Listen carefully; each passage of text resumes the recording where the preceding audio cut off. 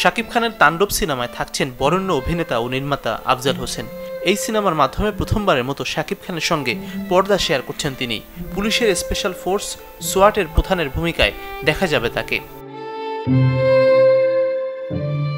Check dishonour মামলায় গ্রেফতারি পরোয়ানা জারির 2 দিন পর আদালতে আত্মসমর্পণ করায় জামিন পেয়েছেন নির্মাতা চয়নিকা চৌধুরী। আজ ঢাকার 7ম যুগ্ম মহানগর দায়রা জজ মোহাম্মদ বুলবুল ইসলামের আদালতে আত্মসমর্পণ করে আইনজীবীর মাধ্যমে জামিনের আবেদন করেন তিনি। শুনানি শেষে জামিন মঞ্জুর করেন আদালত। রবীন্দ্রনাথ ঠাকুরের জন্ম জয়ন্তী উপলক্ষে বাংলাদেশ টেলিভিশনে প্রচার হবে বিশেষ নাটক সম্পত্তি সমর্পণ। রবি ঠাকুরের ছোট গল্প সম্পত্তি সমর্পণের নাট্যরূপ দিয়েছেন পরিচালক ও অভিনেতা আবুল হায়াত। ড্রাইভিং সিটে বসে অযথা হরণ, আপনি সব যাত্রী দুশ্মন। শুনি কম, একটু জোরে কন, জোরে কন।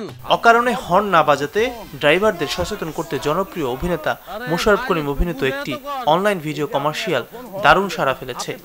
গত শুক্রবার সন্ধ্যায় সামাজিক যোগাযোগ মাধ্যম ফেসবুকে প্রকাশ করার পর প্রথম 5 দিনে 50 লাখেরও বেশিবার দর্শক দেখেছে বিজ্ঞাপনটি।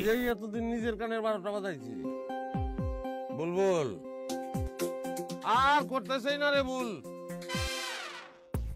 বাজাবো না কারণে হর্ন, কমাবো শব্দ দূষণ। গত বছরের শেষ দিকে বাংলাদেশ চলচ্চিত্র পরিচালকদের নতুন নেতৃত্ব নির্বাচনের ভোট গ্রহণ হওয়ার কথা ছিল, কিন্তু অনিবার্য কারণে সেদিন তা হয়নি। নতুন তারিখ ছিল গত 10 জানুয়ারি, এদিনও ভোট গ্রহণ হয়নি। এতে নতুন নেতৃত্ব চূড়ান্ত করা সম্ভব হয়নি। দ্বিতীয় দফায় স্থগিতাদেশ শেষে কথা ছিল 9 মে শুক্রবার নির্বাচন ঢাকা রিপোর্টার্স ইউনিটিতে অনুষ্ঠিত হবে।